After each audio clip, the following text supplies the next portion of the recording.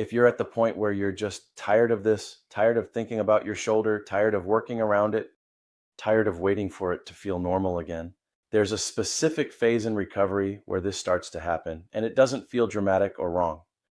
It just feels exhausting. I'm Dr. Dan, an orthopedic surgeon specializing in shoulders, and what I can tell you is this: feeling worn down during recovery doesn't mean something is wrong. But what you do next matters more than most people realize, because this is the phase where people don't fail loudly, they drift. And that quiet drift slows recovery more than almost anything else.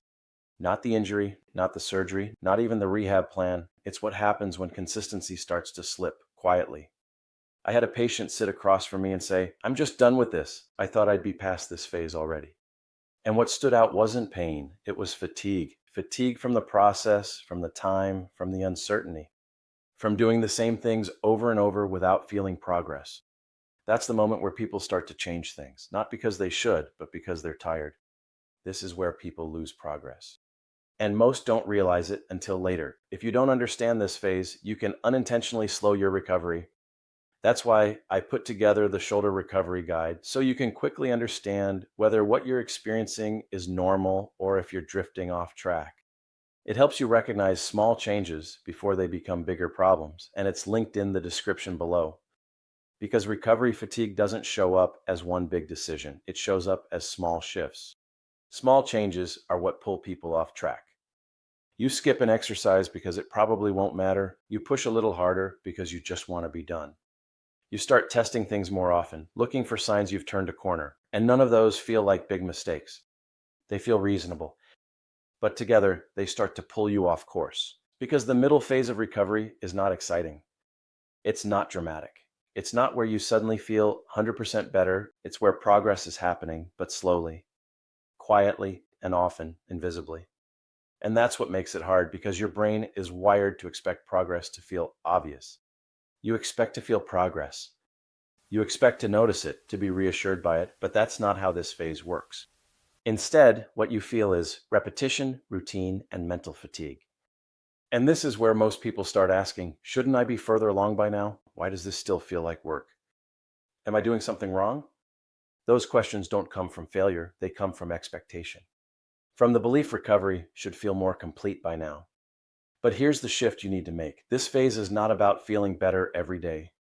It's about continuing the process, even when it feels repetitive, because underneath, progress is still happening. Your tissue is adapting, your strength is building, your movement is becoming more stable, but it's happening gradually without obvious signals. That's why fatigue sets in. Because you're putting in effort without constant feedback, and your brain starts looking for shortcuts, ways to speed things up or ways to disengage slightly, neither of which helps. So let me show you the 3 ways fatigue interferes. First, people start pushing ahead of the plan. Not aggressively, but just enough. They add an extra rep or test a movement they're not quite ready for. They increase intensity because they want to feel something changing. But that often leads to irritation. And now, instead of steady progress, you're managing setbacks. Setbacks replace progress. Second, people start pulling back. They skip sessions, reduce effort, and tell themselves they'll get back on track tomorrow. But recovery doesn't respond well to inconsistency. It responds to repetition. And when that repetition breaks, progress slows, sometimes more than people realize. Repetition drives recovery. Third, and this one is subtle, people start mentally disengaging. They go through the motions, but without focus, without intention. And that changes the quality of what they're doing.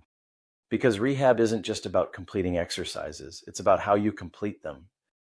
These are what actually drive progress. And fatigue chips away at all 3. This is where most people get stuck. Not because the plan is wrong, not because the shoulder isn't healing, because mental energy drops.